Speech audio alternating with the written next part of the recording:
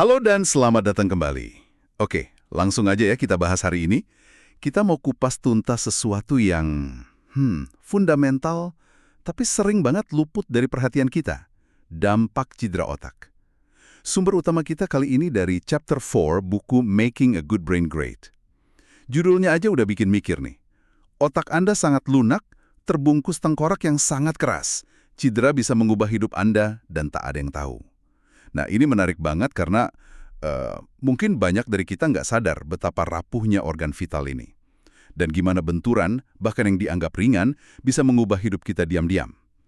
Jadi misi kita kali ini adalah membongkar kenapa si cedera otak ini signifikan dan kenapa sering nggak terdeteksi. Yuk, kita selami bareng. Persis, judul bab itu benar-benar kena banget ya. Otak kita ini beratnya cuma sekitar 1,5 kilo, 80%-nya air, tapi ini struktur paling kompleks yang kita tahu.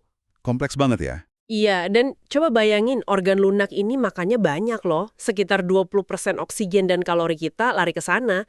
Padahal dia pusat kepribadian, pikiran, bahkan mungkin jiwa kita kan? Betul. Pusat kendali. Agak ironis ya, kita sering abai soal kesehatannya, apalagi soal risiko cedera. Kita lebih takut tulang patah daripada katakanlah otak lecet, padahal dampaknya bisa jauh lebih besar. Benar sekali. Nah ini nih, di chapter 4 ini langsung disajikan fakta yang cukup bikin kaget juga. Jutaan orang di sekitar kita itu sebenarnya hidup dengan dampak cedera otak yang signifikan, tapi Tapi nggak ada yang tahu. iya, nggak ada yang nyadar, termasuk mungkin diri mereka sendiri. Disebutkan ada sekitar 2 juta kasus cedera otak baru yang tercatat tiap tahun. Tapi angka sebenarnya bisa jadi jauh lebih besar, karena jutaan lainnya nggak terdeteksi. Betul, ini kayak yang penulis bilang, epidemi tersembunyi. Epidemi tersembunyi. Iya, dan salah satu alasan utama kenapa ini jadi tersembunyi, seperti yang dibahas di buku, itu karena orang sering lupa. Atau bahkan nggak pernah sadar kalau mereka pernah kena cedera otak serius dulu. Oh, bisa sampai lupa ya? Bisa. Penulis cerita pengalamannya di klinik. Mereka sering kali harus nanya ke pasien sampai 5 atau 6 kali soal riwayat cedera kepala. Baru deh setelah ditanya terus, pasiennya tiba-tiba inget, oh ya, waktu kecil saya jatuh dari jendela lantai 2. Atau dulu saya kelempar keluar kaca depan mobil. Waduh. Atau mungkin saya pernah pingsan sebentar pas main bola, tapi kayaknya nggak apa-apa. Ada contoh kasus pasien namanya Mark, dia punya sindrom Tourette. Awalnya dia defensif banget, marah malah pas ditanya-tanya soal cedera kepala. Tapi akhirnya ingat juga pernah jatuh dan kepalanya kebentur keras. Jadi ingatannya bisa terkubur gitu ya? Iya, bisa hilang atau terkubur, makanya susah dideteksi. Nah, ini dia poin yang menurut saya paling krusial dari chapter 4 ini. Cedera otak, bahkan yang kategorinya ringan, yang mungkin nggak bikin pingsan, ternyata dampaknya jauh lebih penting dan awet daripada yang kita, atau bahkan banyak dokter, kira selama ini. Tepat. Ini bukan hal sepele sama sekali. Rasanya ini mengubah cara pandang kita soal benturan kepala ya? Tepat sekali. Ini inti masalahnya. Coba kita ambil contoh concussion atau gegar otak. Ini kan intinya guncangan pada otak di dalam tengkorak kita. Guncangan ya? Yang sering terjadi nggak ada gejala langsung yang dramatis, mungkin cuma pusing dikit atau bingung sebentar. Kalaupun di-scan, pakai CT scan atau MRI, itu kan alat buat lihat struktur fisik otak ya. Ada pendarahan atau enggak gitu. Iya, biasanya kan itu. Hasilnya bisa jadi kelihatan normal, nggak ada kerusakan struktur yang jelas. Tapi di level fungsional, di level sel, perubahan halus itu terjadi. Nah, dampaknya baru kerasa mungkin beberapa minggu atau bulan kemudian. Oh, jadi ada jeda waktu. Iya, tiba-tiba orang itu jadi gampang nangis tanpa sebab, gampang banget marah, atau jadi sensitif sekali. Mungkin Anda perhatikan mereka jadi susah fokus, susah mikir jernih, sering sakit kepala, bingung, penglihatan kadang kabur, memori jangka pendeknya keganggu atau mual. Wah, gejalanya banyak juga ya. Bahkan bisa sampai ada perubahan kepribadian, susah ngontrol emosi, atau muncul pikiran-pikiran negatif yang tadinya nggak ada. Ini yang sering nggak nyambung sama benturan yang terjadi beberapa waktu sebelumnya. Wah, itu cukup menyeramkan ya kalau dipikir-pikir.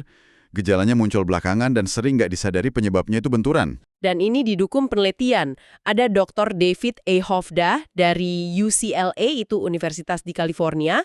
Dia kepala pusat penelitian cedera otak di sana. Dia menekankan dalam risetnya, pemulihan dari gegar otak itu nggak cuma soal seberapa keras benturannya. Oh, bukan cuma kerasnya benturan. Bukan, riwayat gegar otak sebelumnya juga ngaruh banget. Kalau Anda pernah kena gegar otak sekali aja, resiko Anda buat kena gegar otak kedua dengan benturan yang mungkin lebih ringan, itu bisa naik sampai 4 kali lipat. Otak jadi lebih rentan. 4 kali lipat? Wow. Jadi, benturan kecil tapi berulang bisa jadi lebih bahaya daripada satu benturan keras, kayak efek akumulatif gitu. Oke. Kalau dampaknya bisa separah itu bahkan dari benturan ringan, lalu di mana aja sih risiko ini paling sering terjadi di hidup kita? Buku ini ngasih data. Gimana tuh datanya? Penyebab paling umum sekitar 47%. Ternyata ada hubungannya sama transportasi. Ini luas nih cakupannya. Kecelakaan mobil, motor, sepeda, bahkan aktivitas rekreasi kayak snowboarding atau main salju itu. Oh, termasuk rekreasi juga ya? Iya, termasuk juga pejalan kaki yang ketabrak contohnya. Penulis Stephen King itu kan pernah cedera serius pas jalan kaki. Nah, anak-anak, terutama yang nggak dipasangin pengaman bener di mobil, risikonya tinggi banget. Selain transportasi, ada lagi penyebab yang mungkin kita nggak duga skalanya. Sumber kita ini nyorotin kalau jatuh di rumah itu nyumbang sekitar 27% cedera otak traumatis pada anak-anak. Jatuh di rumah? Sebanyak itu? Iya, bahkan disebutin lebih banyak orang meninggal karena jatuh di rumah dibanding karena kebakaran rumah. Ini fakta yang cukup bikin kaget dan sering kita abai, terutama resiko buat anak kecil sama lansia. Jadi, bukan cuma di jalan atau tempat ekstrim ya. Di rumah pun risikonya ada. Gimana kalau olahraga? Ini juga sering jadi sorotan kan? Tentu saja, olahraga kontak jelas punya resiko. American Academy of Pediatrics misalnya, udah ngasih peringatan soal bahaya nyundul bola berulang kali buat pemain bola muda, karena otaknya masih berkembang. Oh iya, sering dengar soal itu. Ada studi menarik dari Norwegia yang dikutip di buku ini. Mereka neliti 106 pemain bola dewasa, hasilnya 81%-nya ngalamin gangguan fungsi kognitif, kayak perhatian, konsentrasi, memori, sama kemampuan ngambil keputusan. Tingkat parahnya beda-beda. 81%? Tinggi banget ya? Iya. Studi serupa di Amerika juga nunjukin hal yang sama. Pemain yang lebih sering nyundul bola cenderung punya defisit kognitif yang lebih nyata. Ini lagi-lagi nunjukin bahaya benturan kecil tapi berulang dan numpuk. Bukan cuma gegar otak gede yang jadi masalah. Jadi, baik benturan keras sekali-sekali atau benturan kecil tapi sering, dua-duanya bisa merusak ya. Nah, gimana cedera ini secara spesifik memengaruhi cara kerja otak kita? Buku ini, khususnya chapter 4 ini, ngebahas beberapa bagian otak penting. Iya, bagian mana aja tuh? Ada lobus prefrontal, ini kayak CEO otak kita lah ya, yang ngatur perencanaan, penilaian, ambil keputusan, kontrol impuls. Terus ada lobus temporal, penting buat memori, belajar bahasa, sama jaga kestabilan mood. Lalu ada sistem limbik, bagian yang lebih dalam yang ngatur warna emosi kita. Benar. Dan kalau kita sambungin sama gejala yang tadi kita bahas, atau bahkan sama daftar periksa, kuesioner yang ada di buku ini, jadi masuk akal. Misalnya, susah konsentrasi, itu poin 7 di kuesioner. Bisa jadi ada hubungannya sama gangguan fungsi di lobus prefrontal. Oke, masuk akal. Masalah memori, poin 50, jelas terkait lobus temporal atau hipokampus di dalamnya. Mood yang nggak stabil atau gampang berubah, poin 42, bisa nyambung ke lobus temporal atau sistem limbik. Begitu juga sifat gampang tersinggung atau cepat marah, poin 43, bisa jadi ada kaitannya sama kerusakan halus di area-area ini akibat cedera yang mungkin udah lama dilupain. Jadi ini ngejelasin kenapa seseorang bisa berubah drastis perilakunya atau kemampuannya setelah kecelakaan atau benturan yang kelihatannya sepele pas kejadian ya. Bukan karena karakternya lemah, tapi mungkin ada perubahan fisik di otaknya. Tepat, dan karena itulah melindungi otak jadi pesan utama di chapter 4 ini. Penekanannya kuat banget terutama buat anak-anak dan remaja. Otak mereka kan belum matang betul, lobus prefrontal yang jadi rem perilaku impulsif itu masih berkembang. Masih proses ya. Iya, jadi saran dari penulis buku ini jelas banget, pastiin mereka pakai kendaraan yang aman, selalu pakai sabuk pengaman atau helm pas sepedaan atau motoran, dan yang mungkin agak kontroversial, penulis secara eksplisit nggak nyaranin anak-anak ikut olahraga yang risikonya tinggi cedera kepala berulang, kayak tackle football atau latihan nyundul bola kebanyakan dalam sepak bola. Itu poin penting buat orang tua atlet muda ya. Terus ada cerita pribadi yang cukup ngeri juga ya dari penulis buku ini soal menantunya, buat gambarin betapa rentannya otak ini. Ya, itu contoh yang kuat banget. Menantunya lagi naik ATV, kendaraan segala medan, itu di padang pasir. Tiba-tiba ATV-nya nabrak batu gede yang ketutup pasir dan dia kelempar dari ATV dengan kecepatan sekitar 40 mil per jam, itu sekitar 64 km per jam. Kenceng itu. Kenceng. Dan dia mendarat dengan kepala duluan. Meskipun dia pakai helm, coba bayangin, guncangannya. Otaknya yang lunak itu berhenti mendadak dari 64 km per jam jadi 0 dalam sekejap di dalam tengkoraknya yang keras. Ngeri bayanginnya.